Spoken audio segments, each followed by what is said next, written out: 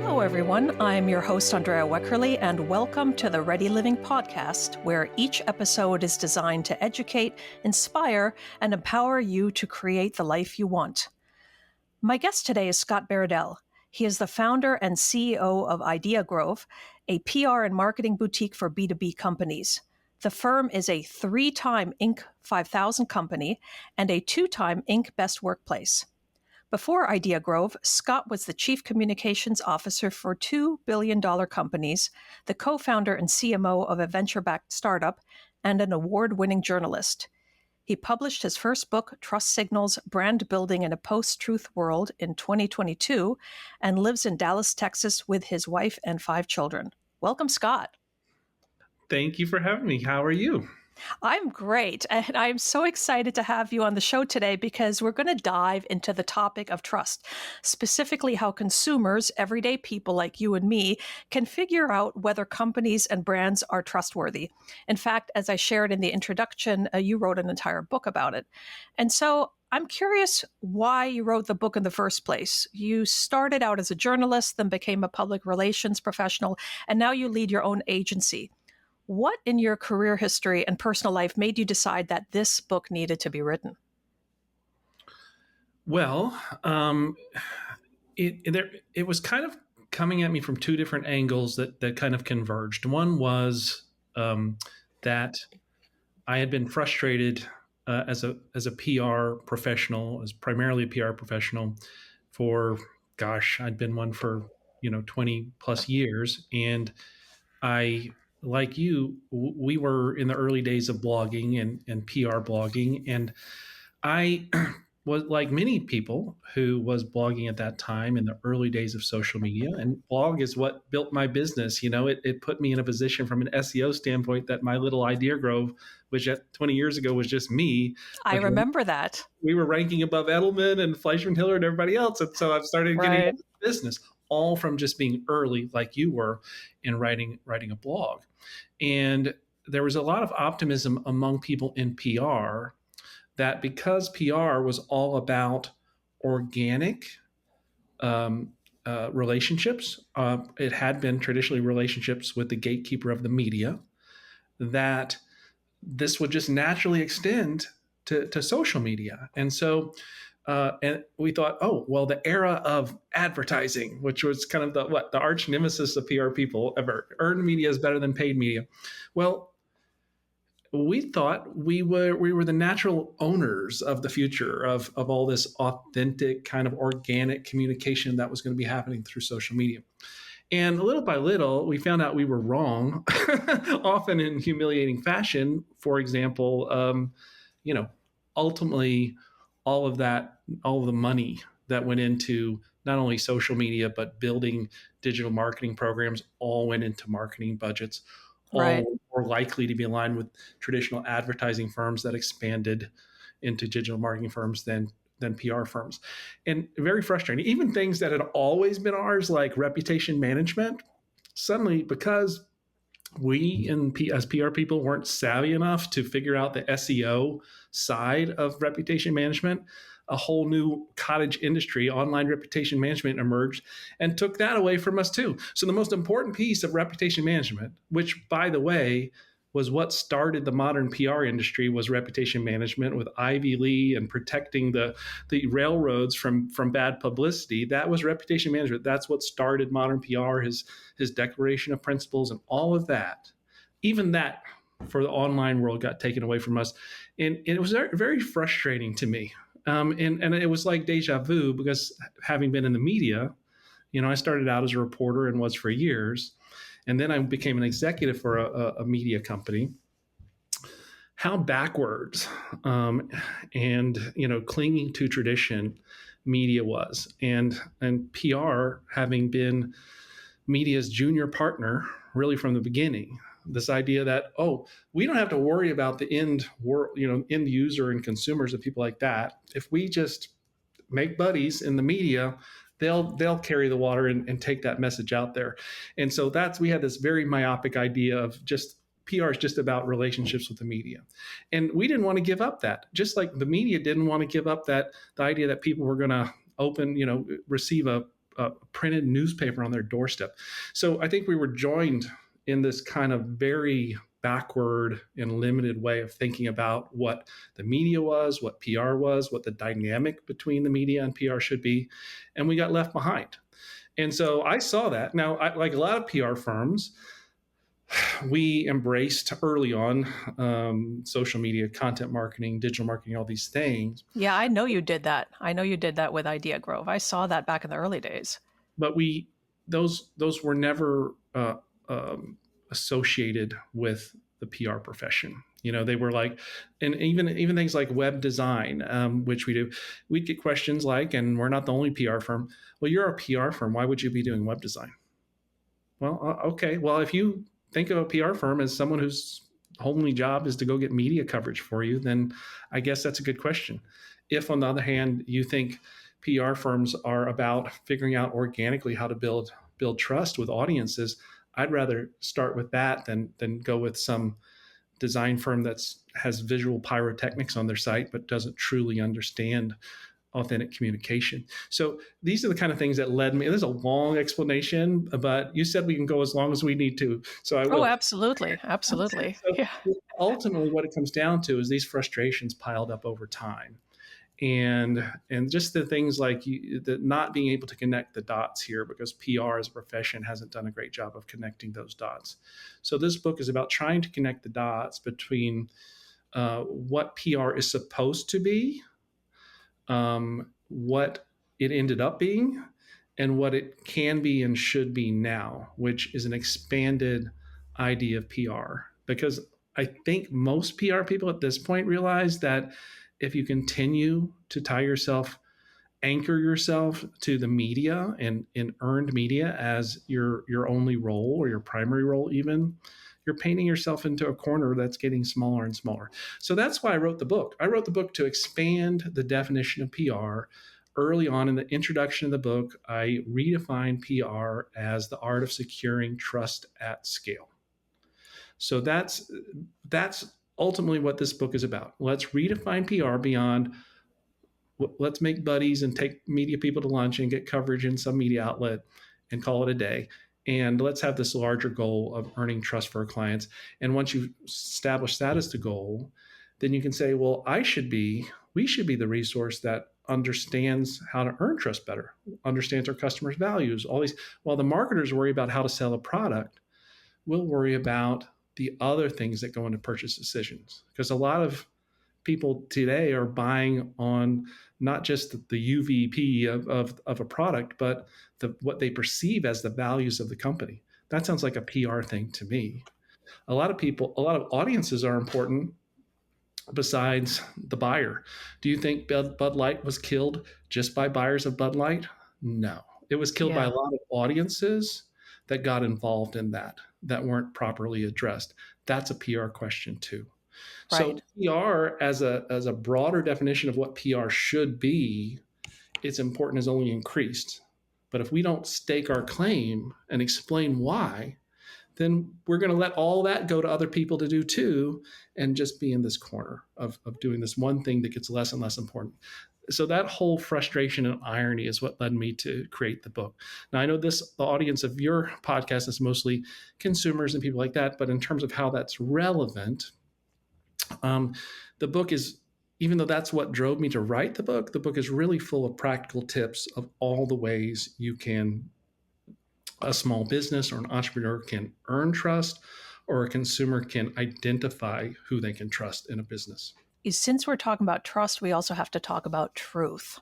And you hit on this, you hit on a couple of definitions early on in your book, specifically in chapter 2, where you talk about Oxford Dictionary's 2016 International Word of the Year. And those folks who might remember what a big deal was. The word was post-truth.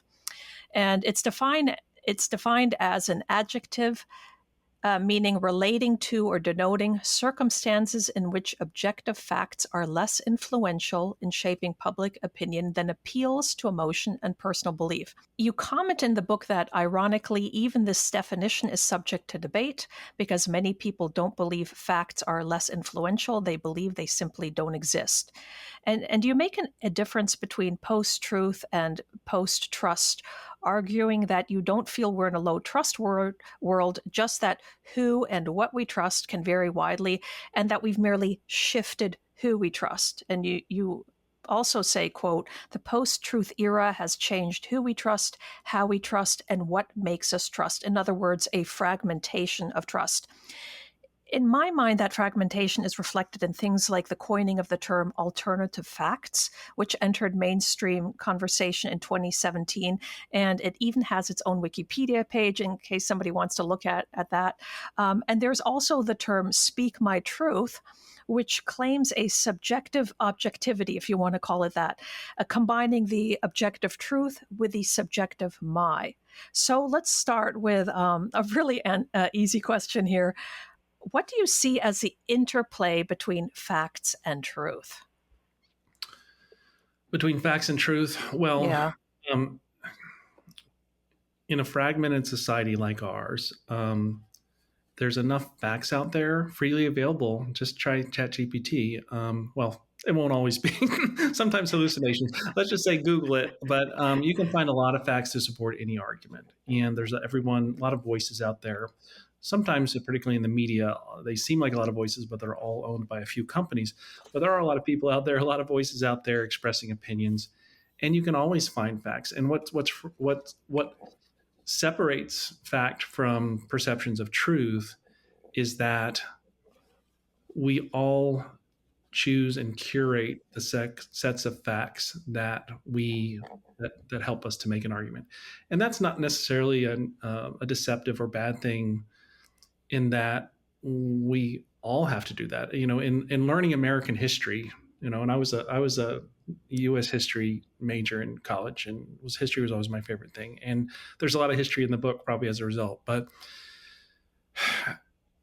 no matter how many hours of class you have to study history, you can't learn all the facts, Right.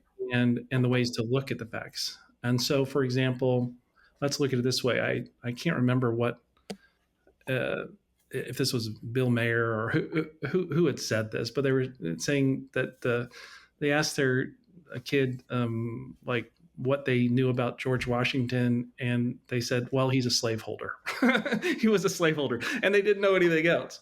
Whereas, you could have grown up in the era I did, and you could learn all kinds of things about these are the fathers of our country, and it was okay to say fathers then, and a lot of things that were different, and and things like slavery and what happened to Native Americans and these things that were horrible parts of our history, they were kind of put to the side, right? Because the idea was we want to create American patriots. That's the goal. We're trying to galvanize people around the idea that they should be proud to be an American. And that used to be a mission of schools. And you can argue, well, wait a minute, I'd rather read, the people's history, something that doesn't change or curate the facts around this goal of creating good patriotic citizens, and spends more time on the other things. And now you have, something like 1619 Project, which was fascinating. And basically saying you could also look at all of history through the experience of African Americans from the time they first arrived here, Right. and kind of build a whole story around the country centered around that. Now, my personal opinion, I loved the 1619 Project, but I also thought it helped me a lot in terms of how my appreciation of it, that I've studied so much history and read so much. If I just got the experience that way, so many important things would be left out. So that's really what we're talking about everything online. It's like there are a lot of facts. Kellyanne Conway got ridiculed when she first talked about introduced this term alternative facts, because I think it was around a silly topic like the Trump saying there were more people who watched his inauguration than there were, right? Right. Um, and but the truth is, alternative facts are a real thing. The mainstream media decides which facts it wants to use. Alternative media, which is say to the left of mainstream media, and conservative media to the right of mainstream media, they use their own sets of facts. I mean, Amy Goodman in Democracy Now! Is not using the same sets of facts that MSNBC is using, which is not using the same sets of facts that Fox News is using. All of them are facts. So that leaves people frustrated and distrusting of the media and looking for ultimately finding the set of media that seems to align most with what their gut was already telling them or what they had already learned growing up and things like that. Isn't it also a question of not just the facts, but also whether there is truth in something? In other words, if we see a set of facts and I selectively pick them to support my argument or my viewpoint, that's one thing, right? And if it can be defended or not defended. But if I'm fabricating information or I'm really misinterpreting something that I know isn't the case, that doesn't seem to be a question of different facts. That seems to be a question of honesty or dishonesty or delusion, and its implication for, going back to our topic today, trust, right? Absolutely, yeah. And a lot of people clearly in the media, online, everywhere, take certain facts and use them to manipulate the people they're reaching, and they leave out a lot of things intentionally, trying to deceive or guide their audience in a less than honest way, and that happens all the day, all the time, every day, and that's a real thing, and that's something that is can be difficult to ferret out, because typically the people that are the audiences are it's things they want to hear. The facts that aren't being shared are the facts that they don't want to hear. I'll tell you that we had, and it's one of those things, like as Joni Mitchell said, you don't know what you've got till it's gone. We had an incredibly precious and valuable American consensus after World War II. We were by far the dominant power in the world, and we had a consensus around what was our worldview. It helped that we had an enemy like Russia, right, like the USSR at the time, to kind of make things very simple. It's all about good and evil, and we're good. So if we have to do things like go into Korea or Vietnam or things that are morally questionable in themselves, at least they go back to this whole poles of good and evil, and we're good. And so you had a foreign policy consensus that lasted until very recently, even after kind of the domestic policy consensus kind of fell apart. And now the foreign policy consensus, gradually since the Cold War ended, has fallen apart for that reason. So let's look at one issue that obviously is being in the news a lot, which is Israel and Palestine and Gaza. This is fascinating to me, because that was one of the last pieces of the post World War II American consensus. We always supported Israel, and the people that did not support Israel were considered extreme, small minority. Both parties, the media, it was very much Israel was kind of like the UK, one of our closest allies, and that's changed, and it's shocked a lot of people how quickly that has come to the surface. And the truth is, all this time since World War II, when we were shown all the reasons why Israel is great in the Middle East and the only democracy in the Middle East, and all these great things, and why they're our closest friend, and why during the Cold War they protected us, and why they're still a buffer against terrorism, all those things. Those were the messages the mainstream media was telling us. Well, now we're hearing more and more about is this apartheid? I mean, this is what Jimmy Carter called it years ago.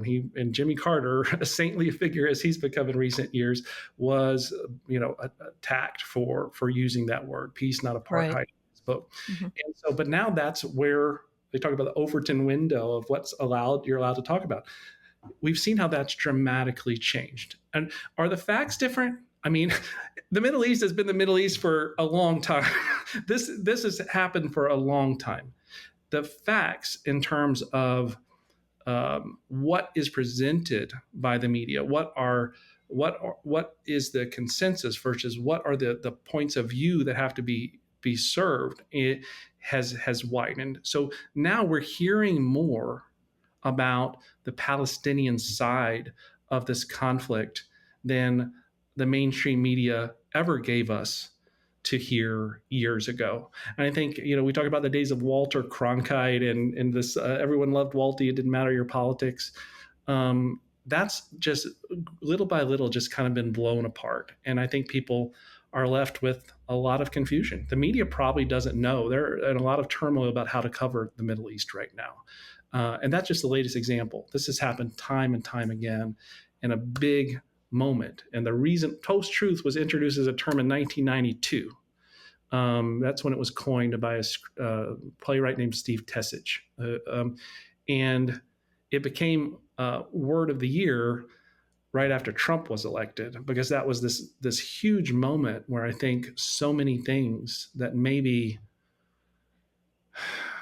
Trump is, not my favorite person, but what has happened is it was like a light coming on and all the cockroaches scurrying. It's revealed so many ugly things that or things that maybe we didn't want to face or realize about ourselves, starting with the people who would support Trump.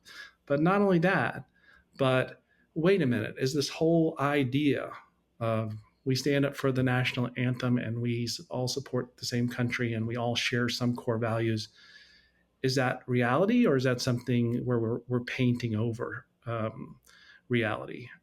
So at least people in general, and I think it's true of young people just in general, feeling way more uncertain. So we can say truth is always good, but the way truth is put out there now in so many different forms with so many different versions, it can be scary. So one of the things the book talks about is how people, as a result, they don't trust their government anymore. They don't trust the media anymore. They don't trust Edelman, the big global PR firm that does a survey of 30,000 people every year. It shows they don't even trust nonprofits anymore. They trust Right. businesses. Which in the 70s, you would have thought, wait a minute, that is the craziest thing I've ever heard, that people would trust businesses most.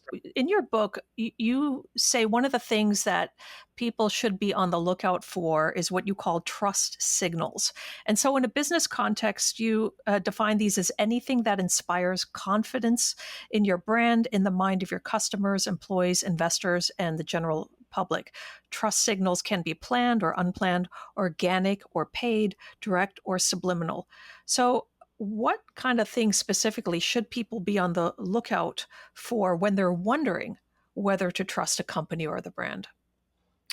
Well, yeah. So I guess we've set up the bigger picture context of why there's so much uncertainty, and there's Right. uncertainty in who do I believe about Israel and Palestine, who's right, who's wrong, but there's also what product should I buy? And this book is ultimately a marketing book and a branding book, and it's to companies. And so the point I make is these issues touch every brand now. You can't escape it, as Bud Light found out, right, when they thought, oh well, their sales had gotten flat. They were number one selling beer, but they were flat. So new marketing person tried to shake things up. Let's do some things to appeal to younger people, who are the people that weren't buying Bud Light. And so they partnered with Dylan Mulvaney, a transgender activist, and a lot of the existing base who were older, who were more conservative. They boycotted, and the beer has been tanking ever since. So it just that's just a big picture to show how these issues, they affect brands now, and Absolutely. that's the reality. So let's look at it from the standpoint of a consumer and how a consumer figures out how they're going to trust a brand and want to do business with a brand. The book talks about a continuum of influence, which is all the different ways that we are influenced by third parties to choose to purchase a product or a service from a brand. In other words, the least likely place is the content the brand shares itself, because we're just much more likely to trust what other people say about you more than what you say about yourself. So the example I give in the book is someone who worked with us for years, who was as an account person named Lori, and she was looking for a crib mattress for her first baby. So they wanted a crib mattress for their nursery, she and her husband, but they'd already decked out the nursery and they'd gone way over budget. And they still hadn't bought the crib mattress. So they decided, let's just get something cheap because we are way over budget here. And she was planning to do that. And just as she was about to make this purchase, she thought of something she had seen before she had even gotten pregnant, which was an influencer on Instagram who was talking about many crib mattresses have a problem with toxicity, and that you needed to look at that and buy one that was safe or non-toxic. So she Googled it. She couldn't remember, I think maybe she remembered the influencer. She couldn't remember the brand, but she Googled safest crib mattresses or terms along those lines. And in the first couple of results, boom, there's that brand there. She recognized it. Once she did that, then she did some research and found a bunch of positive reviews about this brand, 5-star reviews saying how great it is. Then she came across this certifying organization that was certifying things for being environmentally friendly and things like that. And this brand had been awarded this seal from this third party organization.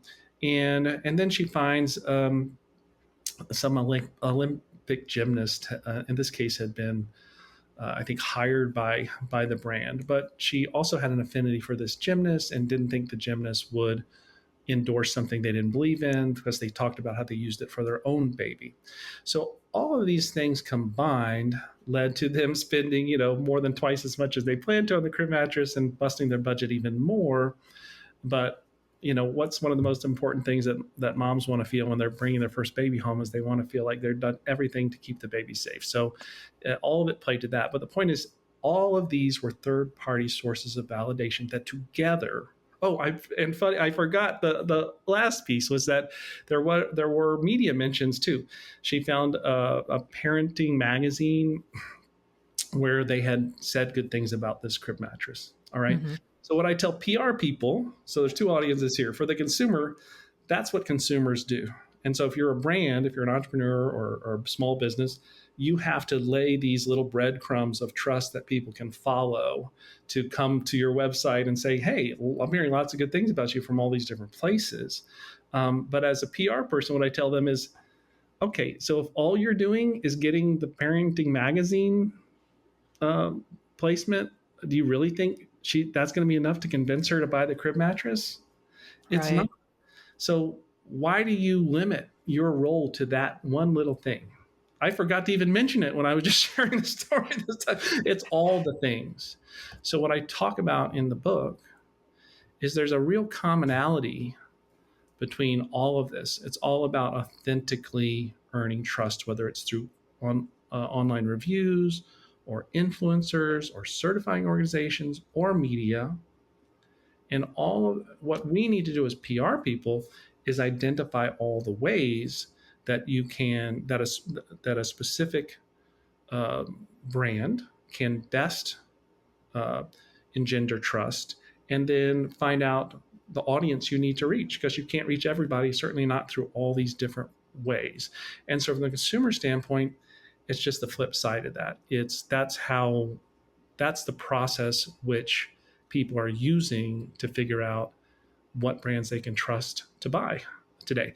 In addition to, I should add on top of that, for a lot of consumers today, it's important, particularly for younger consumers, to feel like their values align with the brand. In addition to the review said the product works right, it's if I'm buying this product, am I supporting a company that aligns with my values? Today we know that people aren't going to church like they used to. All right, a lot of the things um, that were really important to our society historically in terms of being those anchors are gone, and people are looking for new ones.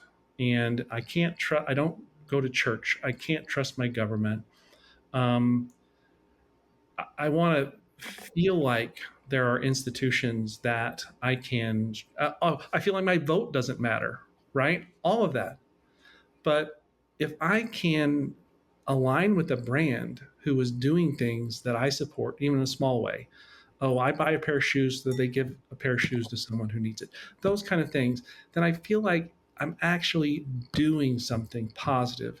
And in an environment where there's such a void there compared to what it's been historically, those little things become big things. They're really important to people. Yeah, there's no question that nowadays people are, a lot of consumer spending is based on values. Not all of it, obviously, cost matters as well, or practicality, but values are definitely tied into that. And that makes me think of a quote by Nietzsche, which says, "I'm not upset that you lied to me. I'm upset that from now on I can't believe you." And that encapsulates the understanding that trust is one of the most important elements in relationships, whether personal or professional. So, what do you do when you've placed your trust into a company or a brand, or want to, and then you find out that they broke your trust? How do you hold them accountable? Can you hold them accountable? Well, it's something called cancellation. And Okay, well, yeah. well, I'll give you an example that happened here. And Kevin Spacey just did his first interview, I think, in since 2017. The other day, I saw it. It's all over TikTok, and obviously he made mistakes and did things that were wrong, but he's saying that he just feels like he concedes it. But it's like, does it mean I never get to act again because it's been 7 years and he hasn't had a part? It's a good question. What is it a death sentence in terms of your career because of what's happened? I mean, he was uh, found not guilty on all charges. So, from a legal standpoint, there's nothing there. So it's all about how people feel about things that he did or didn't do, as related to the Me Too movement. Point is just that we live in an era, and I guess it's always been this way. It just seems they're more extreme now, of these kind of pendulum swings. Obama is a pendulum swing. At the time, I didn't think of it as such. I thought of it as progress, but after Trump is elected, whoop, there's a pendulum swing the other way. And then when it swings back, it's not many of the things that Obama thought were way too extreme in terms of public policy positions are now mainstream Democratic positions. So it didn't. So Biden's policies, people think of him as this kind of doddering old man, which he may or may not be, but the policies that he's aligned with, because that's where the Democratic Party is, are far more liberal, progressive, whatever you want to call them, left, whatever you call them, than Obama's ever were. And we see this going back and forth and back and forth. If Trump wins this next time, who knows how far it's going to go the other way? It's a little scary to think about. So where was I going with this? So the point is that I was going to talk about a local example here in Hmm. Dallas. Yeah. Our biggest local advertising firm has been around for many years. My wife Kathy had worked there years ago. Called the Richards Group. They're one of the, I guess, the biggest in the Southwest, or have been.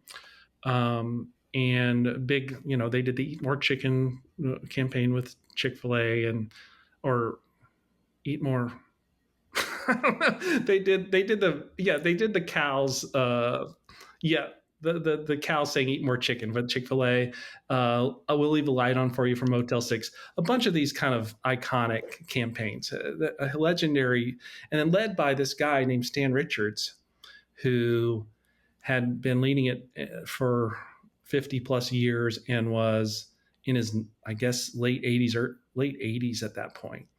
And he said in a Motel 6 campaign meeting he was shown some ads about a campaign that was around, it was related to diversity. And according to him anyway, he said when he saw it, he said it was too black.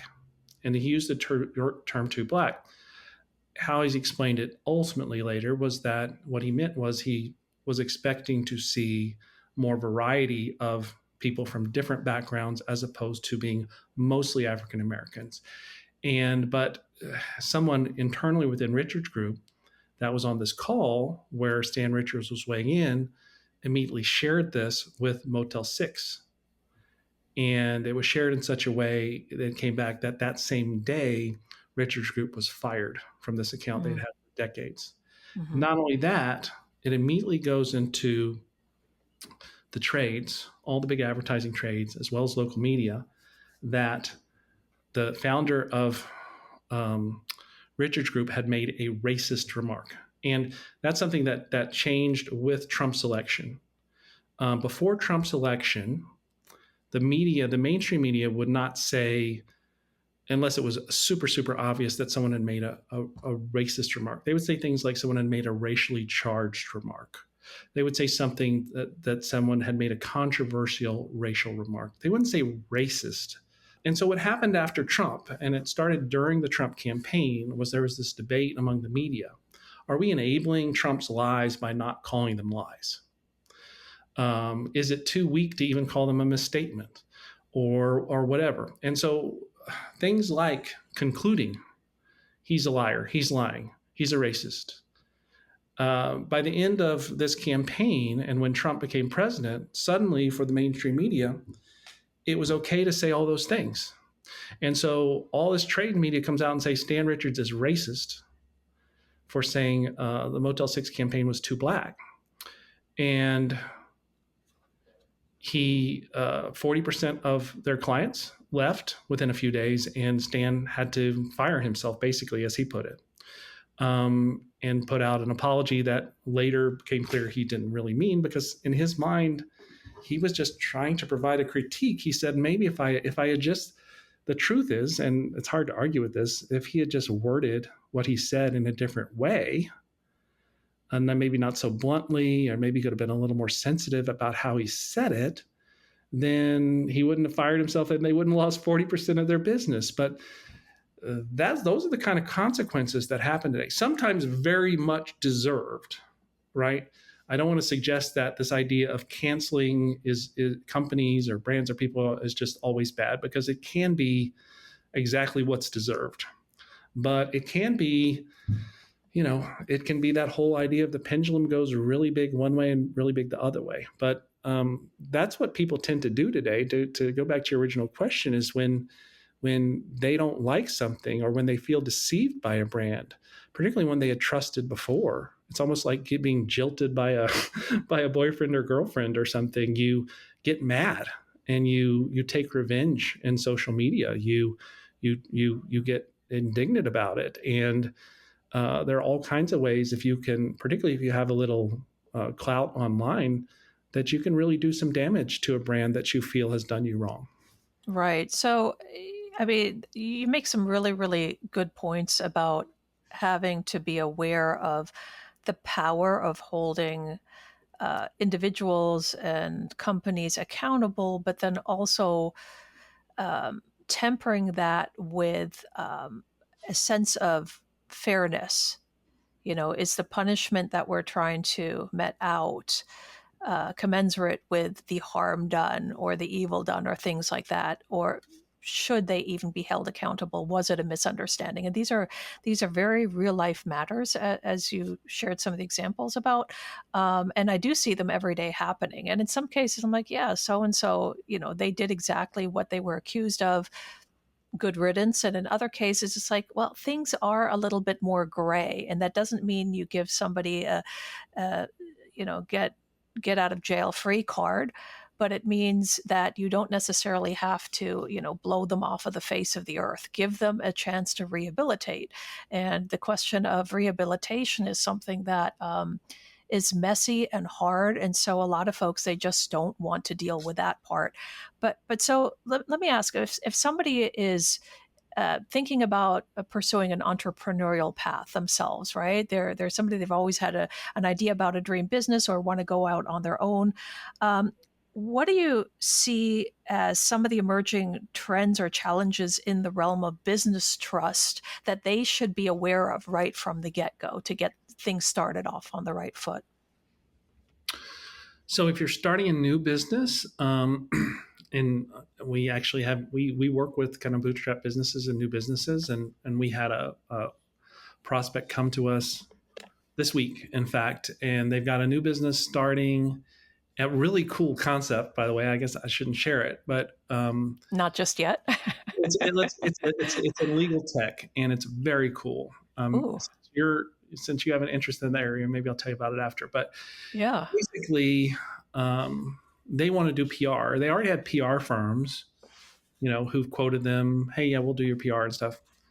And I said, well, wait a minute, you don't have a customer yet, and your website doesn't look very good, and so I could, in good conscience, start doing PR for you because I'm going to have a very poor success rate. So, what I would say an entrepreneur is the surest and easiest path to earning trust is through third party validation, and the single best way to get third party validation is by getting a referenceable customer. Mm.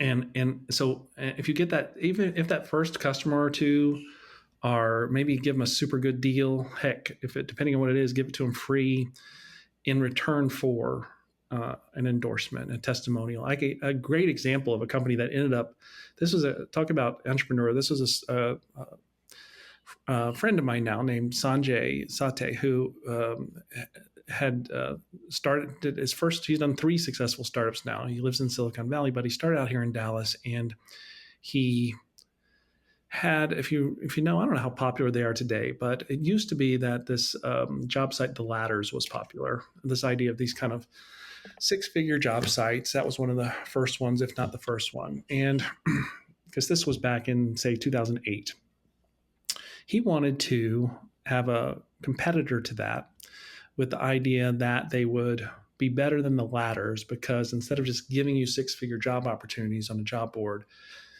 they would curate them. They would serve you only the things that you wanted and that were the best fit for you, using at the time a team of people in India. So that was the model. So he spent all this money on Google ads and things like that to try to take this kind of consumer product to market, and got nowhere with it. Was got very few customers. The cost per acquisition was huge. Then he had the idea to turn it into a B2B product. And what he decided to do was take everything that he had built, as kind of the engine of this service. And instead of selling it directly to consumers and competing with job boards and things, he would compete with, in this much smaller space that was kind of lazy and behind the times a little bit, like most HR services are still, but were then competing with outplacement companies like Right Management, Challenger Gray, companies like that. He said, let's turn this into a B2B product where I can go to big companies that are going to have a 2,000 person layoff. And part of what they do is in it, to make, you've seen Up in the Air, maybe the George Clooney movie where from a few years back, where he kind of gives people their packages when they're laid off. Right. His job. Right.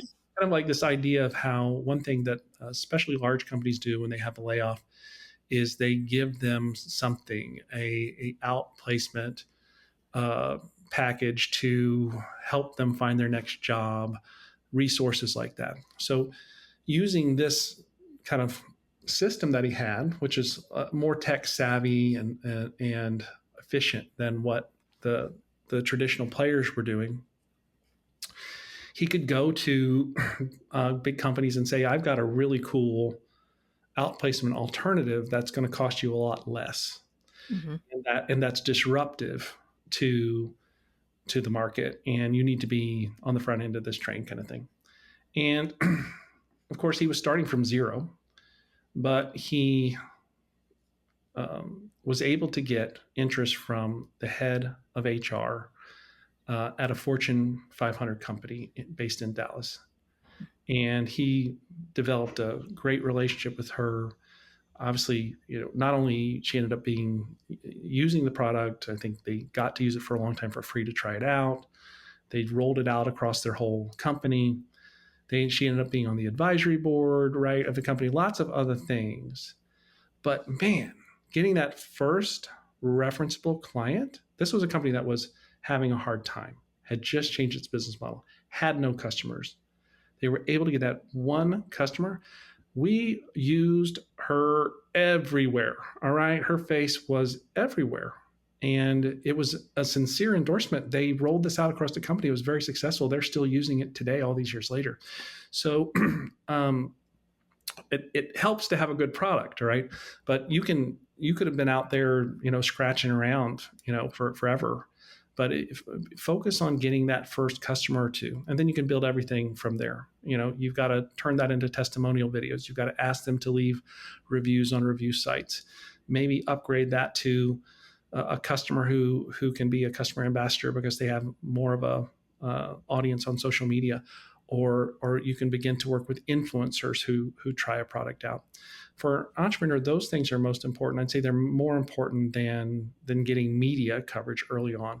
Once you start to have those things, then you've got some good ammo for getting the validation of media coverage, like your trade media or technology media or whatever media is going to be important to your audience. Yeah, I love that. And I think that's very accurate. And to your point, you don't necessarily have to have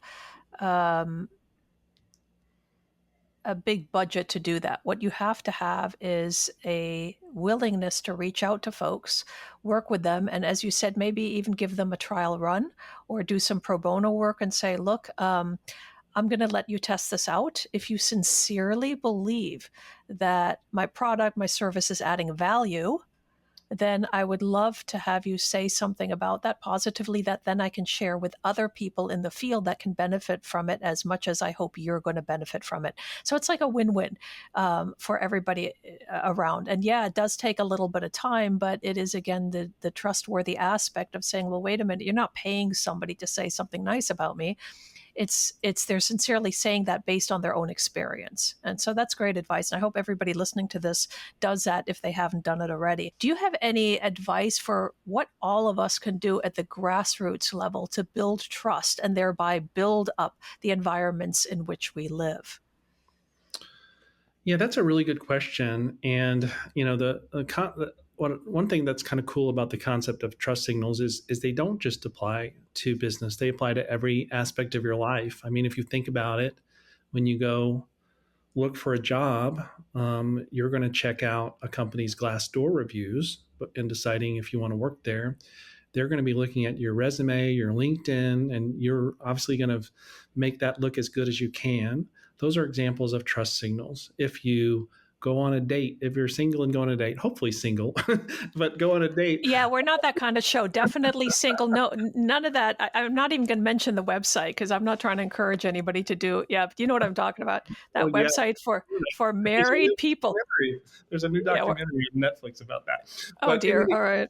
in any case, if you go on a date, people Google each other now, obviously. And that's just how it is. And so people think about how they are. What does my social media presence look like? What does it say about me? In terms of personal relations, there's an old saying that has stuck with me that I think is true. That is, if you always tell the truth, you don't have to remember what you said. And I think that when you're in contact with people, and we notice when they're inconsistent.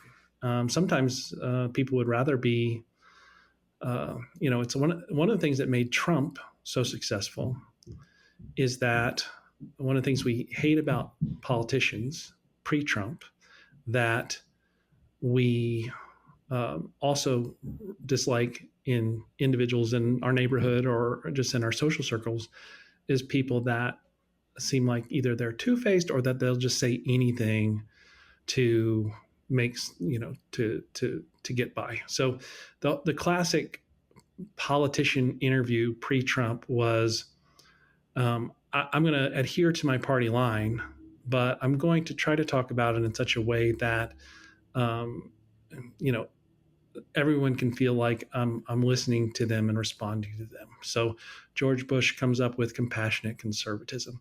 If we look at the debates between Bush and Gore leading up to that first 2000 election, also a contested election, there wasn't a lot of difference in what they were saying. There really wasn't. Now, the policies behind them were radically different, but they were both trying to kind of appeal to everyone. And if you looked at interviews that politicians have done up till Trump, there was this idea that I'm not trying to piss people off here. I'm trying to get more people into my tent, even if I have a very extreme set of policies that I'm endorsing, like give certain people all the money. I'm going to try to make this look like a win-win for everybody. Trump said, screw that. And I'm going to say the same thing every time. And when people tell me that I shouldn't have said what I said to access Hollywood, or I shouldn't have done this, or I shouldn't have done that, I'm going to double down every time. And people will forgive the fact or not even notice the fact that I'm actually not being consistent or lying in terms of things like, no, there weren't Muslims standing on rooftops in New Jersey cheering as the World Trade Center came down. This is the kind of early lies that these are just, let's call them unverifiable statements, okay? And completely unverifiable. They went through TV news clips and stuff for that, and it never happened. But he never backed down from it. He never backed down from the Central Park Five, the individuals who were accused of a gang rape in the 80s. All right. They were many years later exonerated by DNA evidence, but he would not say that his full page ads that he bought, that these kids should get the death penalty, that was wrong. That's just his thing. So all that is to say, people love, his supporters love that he doubles down, that he is consistent in terms of, I am going to say this, and I'm going to say it over and over again, and I'm not ever going to say I was wrong, and I'm not ever going to back down. And there's an element of that. While many people don't like Trump, there's an element of that in terms of our personal relationships where we are attracted to people who are strong and consistent in that way. So I think that, ideally you're doing it in a way that doesn't alienate people, but people don't like when you say one thing one time you talk to them and another thing the next time. And that's kind of a lesson from a positive lesson, I guess, from Trump's success. You can't, if you're someone who doesn't like Trump, you can't just look at it and say, this is just a bunch of terrible people voted for a terrible person. Well, that's not true and incredibly simplistic. There's more to it. So let's look at the reasons and maybe we can learn from it. Yeah, I think there's a lot of valuable advice in there. And I do want to encourage people to read your book. So can you share where people can find your book and then also how they can get in touch with you if they need professional help from your agency? Yes, the book is called Trust Signals, Brand Building in a Post-Truth World, and it's available at Amazon. If you just go to Amazon and Google Trust Signals, it'll be the first thing that pops up. I also have a website, trustsignals.com, and you can purchase the book from there. I have an agency, PR and marketing firm. We just work with B2B clients, mostly in technology, manufacturing, and logistics. My firm is called Idea Grove. Idea like a good idea, and Grove like an orange grove, and you can go to ideagrove.com if you want to find out more about what my business does. Or you can look at all the Google reviews and other reviews online and just not go to my website and find out about us that way. Yeah. Apply what Scott was explaining to you today to his agency, and you'll see he's the real deal. And to all the listeners out there, if you enjoyed today's conversation with Scott and want to know when new episodes of the Ready Living podcast are released, just send a quick email with the subject line podcast to team@readywhenstuffhappens.com, and I'll make sure you're notified as soon as they drop. And finally, Scott, thank you so much for taking the time today. I really enjoyed our conversation. Thank you so much for having me. It was fun.